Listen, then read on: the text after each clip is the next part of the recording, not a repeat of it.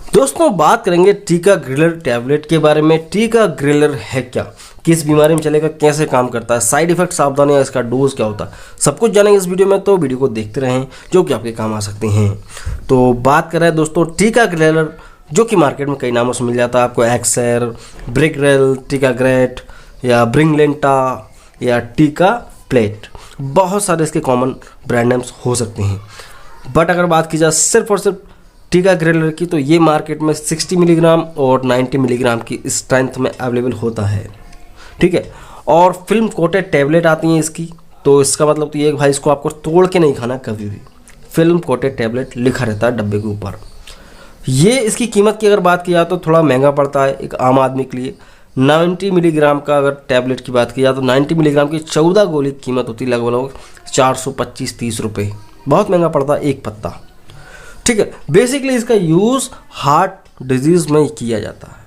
Heart से related बहुत सारी समस्याएं हो सकती हैं, उनमें इसका इस्तेमाल किया जाता है। ये बेसिकली टीका ग्रिलर जो है दोस्तों एक एंटी प्लेटलेट मेडिसिन कहलाती है। Platelets, anti platelets medicine. Class की बात की जाए तो साइक्लोपेंटाइल ट्राइजोल पायरिमिडिन क्लास की ड्रग होती है। अब ये तो आपकी समझ से बाहर जा रहा होगा, इसको आसानी समझ लो। हमारे ब्लड के अंदर कुछ ब्लड सेल्स होती हैं जो कहते हैं आरबीसी, डब्ल्यूबीसी, प्लेटलेट्स।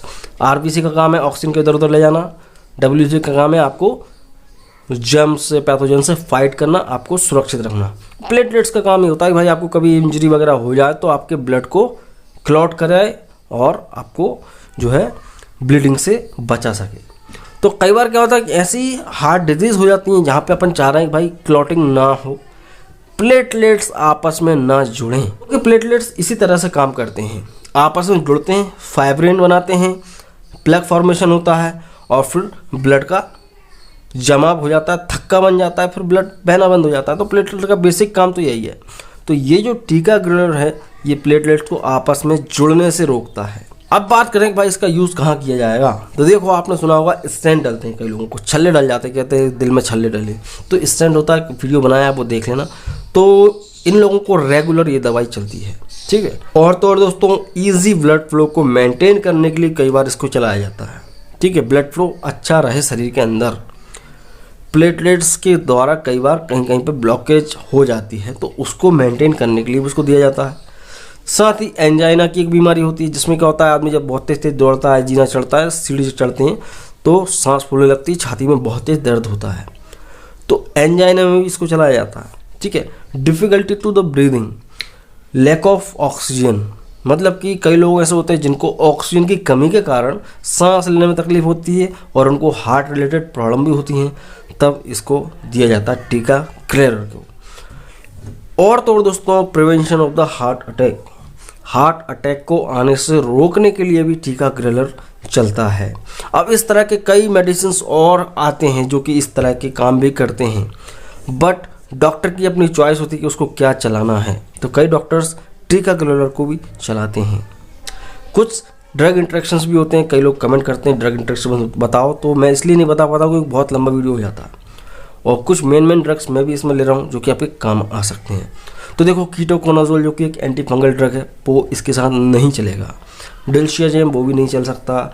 सेमेवास्टेटिन, रिफाम्पिसिन या ओरल कॉन्ट्रासेप्टिव हो कोई भी महिलाएं खाती हैं गर्भ निरोधक गोलियाँ, वो नहीं दी जाएंगी। साइड इफेक्ट की बात की जाए कि भाई टीका ग्रिलर के साथ क्या साइड इफेक्ट देखने को मिलते हैं, तो डिजीनेस हो सकती है, आदमी को चक्कर वगैरह, वॉमिटिंग, एंजाइटी हो सकती है, थोड़ी बहुत चिंता वगैरह बढ़ सकती है, ब्लीडिंग हो सकती है।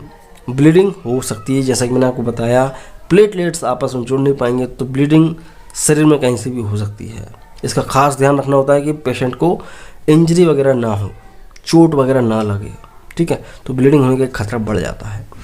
डोजेस की बात की जाए तो देखो इसका 90 मिलीग्राम या 60 milligram, depend on severity, depend on the patient की एज, उसका वेट।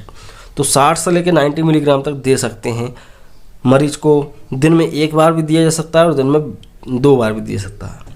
वो डिपेंड करता है सीवियरिटी के ऊपर कि भाई एंजाइना है तो उसमें 2 बार चलेगा, हार्ट अटैक से बचाना है तो 1 बार चलेगा। इस तरह की बहुत सी कंडीशंस हो जाती हैं।